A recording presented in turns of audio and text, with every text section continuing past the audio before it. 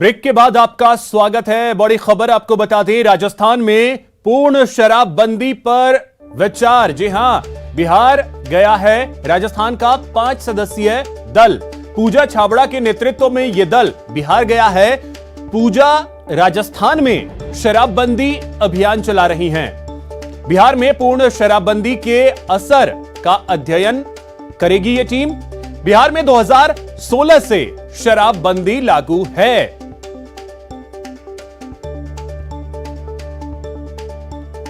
तो यह बड़ी खबर आपको बता दें, बिहार में 2016 से शराबबंदी लागू है। राजस्थान में पूजा छाबड़ा जो हैं वो लगातार शराबबंदी को लेकर अभियान चला रही हैं और इसी कड़ी में एक दल जो है वो बिहार गया है। तो पूजा छाबड़ा से बात की हमारे संवाददाता अमित कुमार ने।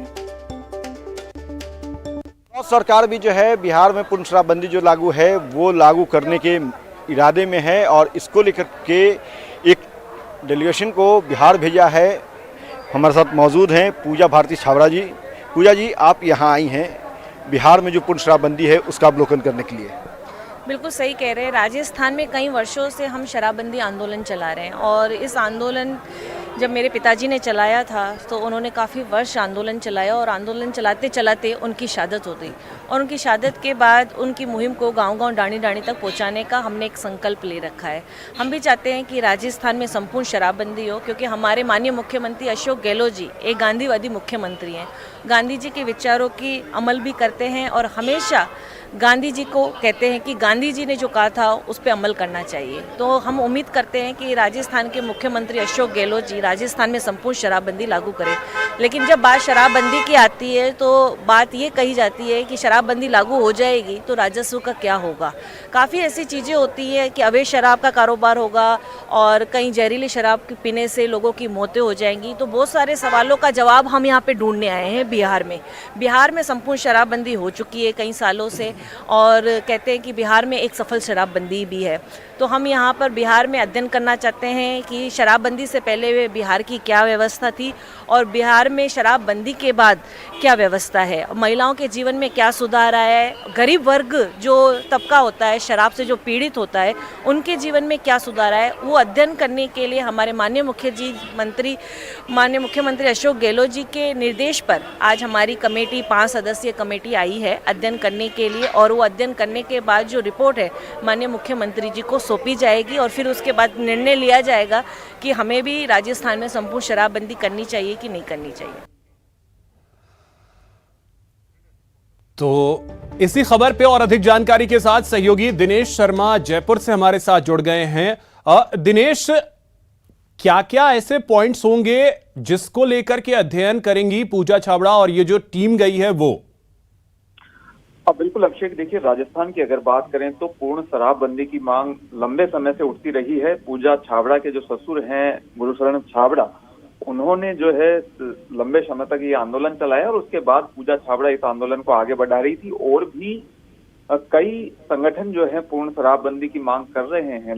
इसी संदर्भ में क्योंकि मांग लंबे समय से उठ रही थी तो मुख्यमंत्री ने अध्ययन करने के लिए कमेटी का गठन किया था पूजा छाबड़ा के नेतृत्व में। अब 5 सदस्यीय ये जो समिति है ये कल गई है बिहार और वहां पर रहकर वहां जानकारी जुटाएगी कि बिहार में क्योंकि पूर्ण शराबबंदी है तो वहां ये शराबबंदी कितनी कारगर है और किस तरह से कारगर है, क्या राजस्थान में बिहार का मॉडल लागू किया जा सकता है। इन सब पॉइंट्स को लेकर जानकारी वहां पर ये जुटाई जाएगी। उसके बाद मुख्यमंत्री को रिपोर्ट सौंपी जाएगी और उसके बाद निर्णय लिया जाएगा। लेकिन देखिए राजस्थान के लिहाज से अगर बात करें तो ये फैसला बहुत आसान नहीं होगा कि पूर्ण शराबबंदी यहाँ पर की जाए, क्योंकि राजस्व का एक बड़ा हिस्सा शराब बिक्री से आता है राज्य सरकार के पास और अगर वो राजस्व की कमी अगर होती है तो विकास कार्य भी प्रभावित होते हैं उससे। इसके साथ ही ये देखने में आता है कि जिन राज्यों में शराबबंदी होती है वहां पर अवैध शराब का कारोबार बढ़ जाता है, ब्लैक मार्केटिंग जो है वो बड़े स्तर पर होती है। तो ये तब भी चुनौतियां होंगी। पूर्ण शराबबंदी को लेकर पहले भी कई बार चर्चा हुई है, विधानसभा के अंदर भी कई बार चर्चा हुई है, लेकिन हर बार सरकार का जो जवाब आता है वो यही आता है कि पूर्ण शराबबंदी संभव नहीं है। लेकिन क्योंकि मांग लंबे समय से उठ रही थी तो अब कमेटी बना दी गई है। कमेटी सुझाव देगी, अपनी सिफारिशें देंगी कि किस तरीके चलिए बिल्कुल दिनेश, तो अब देखना अहम होगा कि ये टीम जो बिहार गई है वहां से क्या रिपोर्ट लेकर के आती है। फिलहाल आपका बहुत शुक्रिया तमाम जानकारी के लिए। एक और बड़ी खबर आपको बता दें, ड्रग तस्करी के खिलाफ डीआरआई की कार्रवाई देखने को मिली है। डीआरआई ने 6.5 करोड़ की हेरोइन पकड़ी है। आरोपी यात्री को डीआरआई ने गिरफ्तार किया है। शरीर में कैप्सूल में भरकर तस्करी की जा रही थी। शरीर से डीआरआई ने 77 कैप्सूल्स निकाले हैं। तस्कर के शरीर से ऑपरेशन के जरिए ये कैप्सूल निकाले गए। तस्वीर भी आप देख सकते हैं। कैप्सूल से जो हेरोइन जब्त की गई है उसका वजन है 918 ग्राम। इससे पहले भी डीआरआई ने कई ऐसी कार्रवाइयां की हैं, लेकिन आप अंदाजा लगा सकते हैं कि कोई व्यक्ति कैसे अपने शरीर में इन कैप्सूल्स को भरकर उसकी तस्करी करता है। अब डीआरआई के शिकंजे में यह ड्रग तस्कर आया है। 6.5 करोड़ की ये हेरोइन है। कुल जो कैप्सूल्स हैं वो 77 हैं।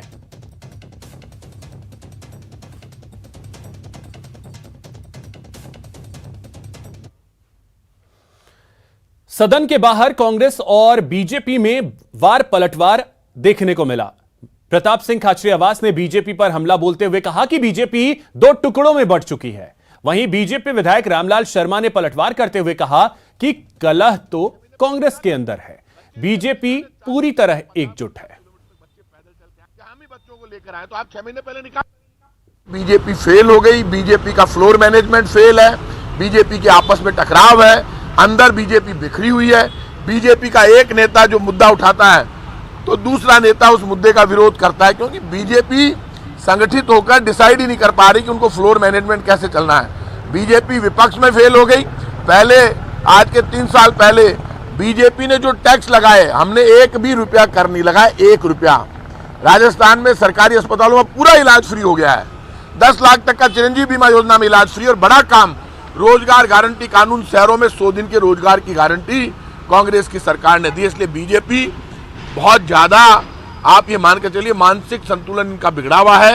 राजस्थान के अंदर जिस तरीका नियुक्तियां देने का काम विभिन्न बोर्डों के अंदर, निगमों के अंदर किया गया है, अब कई कांग्रेस के नेता तो इस पसोपेश के अंदर है कि हम किसके दहलीज के ऊपर जाएं। हम मुख्यमंत्री जी के दहलीज के ऊपर जाएं या पहले पार्टी के प्रदेशाध्यक्ष रहे सचिन पायलट की दहलीज के ऊपर जाएं। कई घोषणाएं जो की गई है अध्यक्षों के लिए, उन्होंने तो पद स्वीकार करने के लिए इनकार कर दिया कि हम इस दायित्व का निर्वहन नहीं करेंगे। तो कहीं ना कहीं कांग्रेस पार्टी के अंदर अंदरूनी कलह अब आने वाले समय के अंदर और भी विमुखता के साथ और पूरी मुखरता के साथ होने की संभावना है, क्योंकि तत्कालीन प्रदेश अध्यक्ष को दूध में से मक्खी निकाल के फेंकने का काम कांग्रेस पार्टी कर रही है। तो आने वाले समय के अंदर उनके शुभचिंतक भी कांग्रेस की सरकार के खिलाफ मोर्चाबंदी करेंगे। जल जीवन मिशन की धीमी रफ्तार पर आज सरकार सदन में घिर गई। मंत्री महेश जोशी ने सदन में कबूल किया कि जेजेएम की शुरुआत धीमी रही, पर अब हर घर नल पहुंचाने के काम में तेजी आ रही है। स्पीकर सीपी जोशी ने भी सरकार को निर्देश दिए कि सिर्फ नल लगाने से काम नहीं चलेगा, पानी का इंतजाम भी करना होगा और इसके लिए पीएचईडी, इरिगेशन और वाटरशेड डिपार्टमेंट को मिलकर मिशन मोड में काम करने की जरूरत है।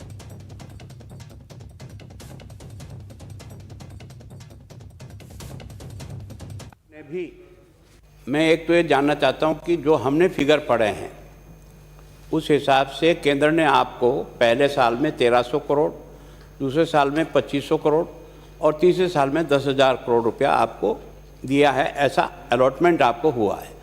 उसके तहत आपने केवल 4,000 करोड़, मतलब 13,000 की जगह 4,000 करोड़ ही क्यों केंद्र से आपको मिला? इसका क्या कारण रहा जिसके कारण से केंद्र से ये पैसा उठा नहीं सके? माननीय अध्यक्ष महोदय, मैं आपके माध्यम से नेता प्रतिपक्ष महोदय को ये आश्वस्त करना चाहता हूं।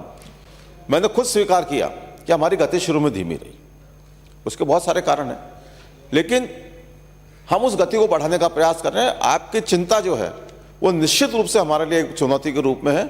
हम जो पैसा हम कम खर्च कर पाए हैं उस पैसे को हम अब तेज गति बढ़ाकर, जो मैंने आपके सामने निवेदन किया है, मैं आपको व्यक्तिगत रूप से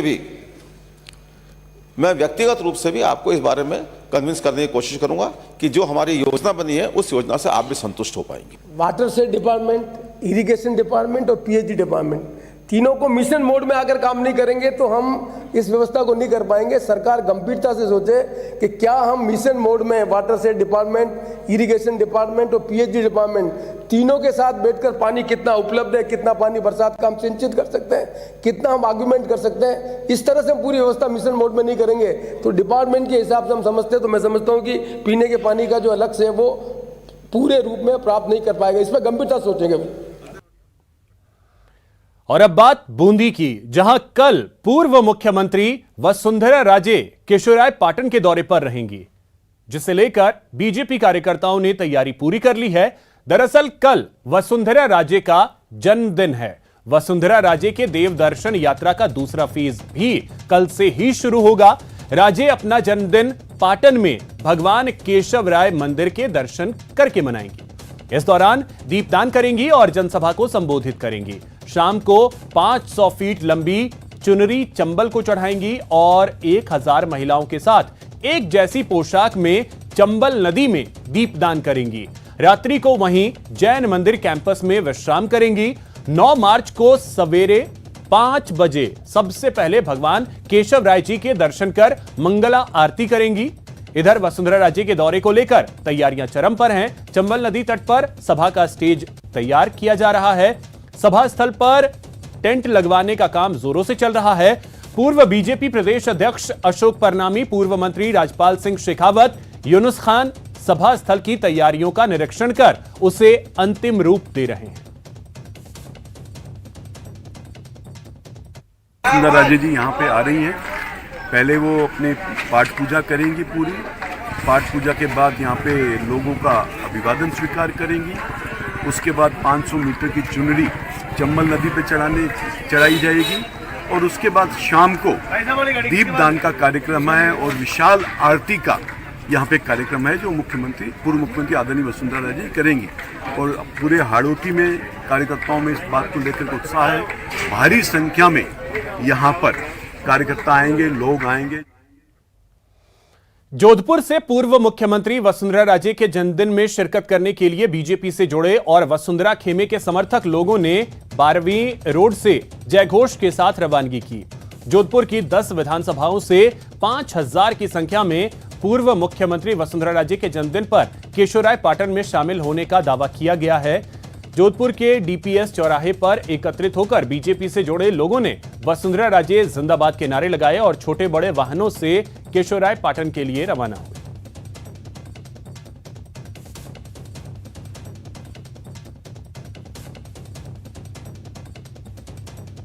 लगभग 500 गाड़ियां हैं। जोधपुर जिले की 10 विधानसभाओं से हम जा रहे हैं, छोटी बड़ी गाड़ियां लेके, और उनकी संख्या 5000 के बाहर होगी।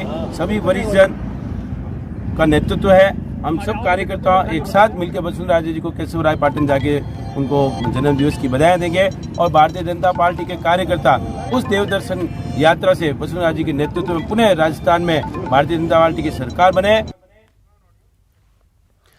जल शक्ति मंत्री गजेंद्र सिंह शेखावत ने एलिवेटेड रोड को लेकर कहा कि जिले के लोगों से अब तक जो वादे किए हैं वो सारे वादे पूरे हुए हैं। एलिवेटेड रोड का वादा भी जल्द पूरा होगा। साथ ही उन्होंने कहा कि इसको लेकर राजनीति ज्यादा हो रही है। केंद्रीय मंत्री ने बताया कि एलिवेटेड रोड की डिटेल डीपीआर बनाने का काम हो रहा है। बहुत जल्द डीपीआर बनेगी और आगे की कार्रवाई होगी।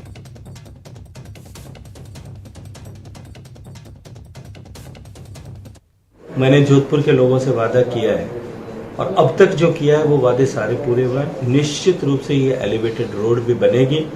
इसकी प्रक्रिया जिस गति से चलनी चाहिए उसी गति से चल रही है और जो है इसके ऊपर डिटेल डीपीआर बनाने का काम हो रहा है। बहुत जल्दी डिटेल डीपीआर भी बनेगी और आगे की कार्रवाई भी होगी। आज केंद्रीय जल शक्ति मंत्री गजेंद्र सिंह शेखावत अचानक जोधपुर पहुंचे। केंद्रीय जल शक्ति मंत्री आज जोधपुर आने वाले हैं, इसकी जानकारी किसी को नहीं थी। गजेंद्र सिंह शेखावत दिल्ली से सीधे जोधपुर पहुंचे।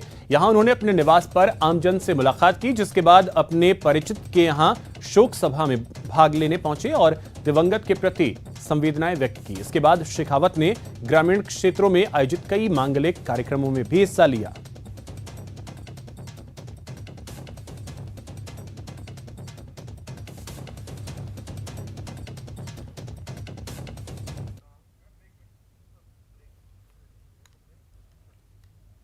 यहां रुकेंगे एक छोटे से ब्रेक के लिए।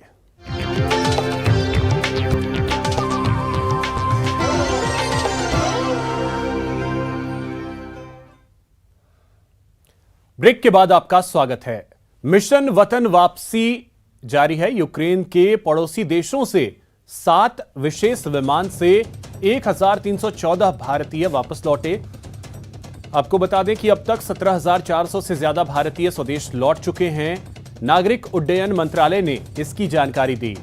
कल सुसेवा से 2 विशेष विमानें संचालित हो सकती हैं। सुसेवा से 400 से ज्यादा भारतीय वतन लौटेंगे। ऑपरेशन गंगा के तहत यूक्रेन के पड़ोसी देशों से 7 विशेष विमान से 1314 भारतीयों को एयरलिफ्ट किया गया। अब तक 17,400 से अधिक भारतीय वापस लौट चुके हैं।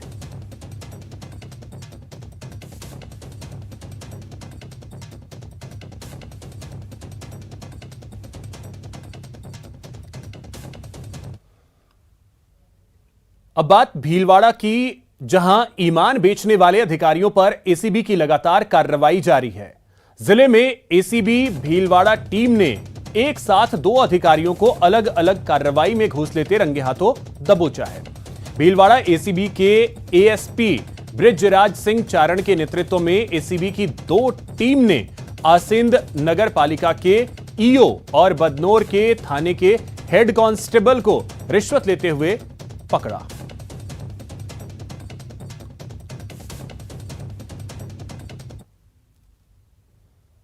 हमारे पास में आसीन निवासी श्री देवीलाल जी ने एसीबी भीलवाड़ा में आके रिपोर्ट की थी कि उनका कोई भूखंड है जहां पे निर्माण स्वीकृति की एवज में नगर परिषद आसीन के ईओ श्री पिंटू लाल जी जाट उनसे रिश्वत राशि की मांग कर रहे हैं, जिसके हमने ऊपर सत्यापन करवाया गया और उसके अनुसार नियमानुसार कार्रवाई। कितनी राशि बरामद की जी?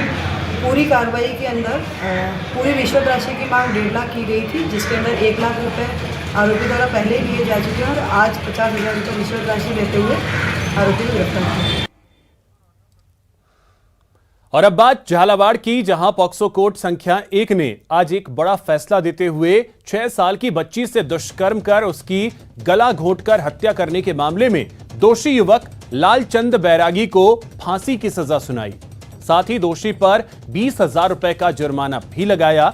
दरअसल नांदिया खेड़ी गांव में 11 मार्च 2020 को एक 6 साल की बच्ची को उसके ही मकान में रहने वाले किराएदार युवक लालचंद बैरागी ने पहले अकेला देखकर उसके साथ दुष्कर्म किया। इसके बाद बच्ची की बेरहमी से गला घोंटकर हत्या कर दी थी। माननीय न्यायालय ने दोनों पक्षों को सुनने के बाद मुलजिम को 302 का दोषी मानते हुए मृत्युदंड से दंडित किया है और 20,000 रुपये जुर्माना दंडित किया है और जुर्माना जमा न करने पर उसको 2 वर्ष कारावास, धारा 376 में मुलजिम को आजीवन कारावास से दंडित किया है। मुझे कुछ हमें इंसाफ मिला, इसलिए हमें भी खुशी होगी कि आइंदा किसी के साथ भी ना हो ऐसा। हमें पूरी तरह से खुशी है। कितनी लड़ाई लड़नी पड़ी इसको, इस इंसाफ को पाने के लिए? 2-2.5 साल हो गया ना, 2020 की बात है। 2-3 साल से लड़ी रहे लड़ाई। आज अगर हमें ये होगा तो सजा इन्हें मिलेगी तो हमें बहुत खुशी होगी। कभी सुना है भालू से डरकर टाइगर भाग खड़ा हुआ हो? नहीं ना? तो देखिए, वीडियो आपको दिखाते हैं। वीडियो आप देखें। अब देखिए जरा, जंगल के बल्लू यानी भालू को देख टाइगर भागने लगा, जान बचाने लगा, सरपट जंगल की ओर दौड़ लगा दी। लेकिन लगता है भालू गुस्से में है, वो भी टाइगर के पीछे पीछे दौड़ रहा है।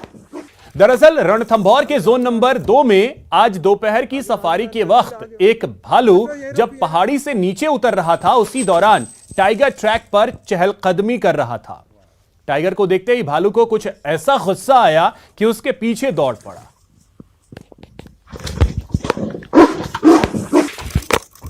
आगे ला, आगे ला, आगे ला, आगे ला, आगे ला, जल्दी ला, आगे बस ये रोको, ये रोको।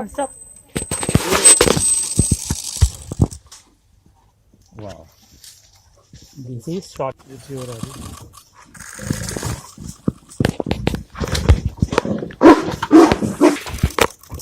आगे ला, आगे ला, आगे ला। फिलहाल इस बुलेटिन में इतना ही। नमस्कार।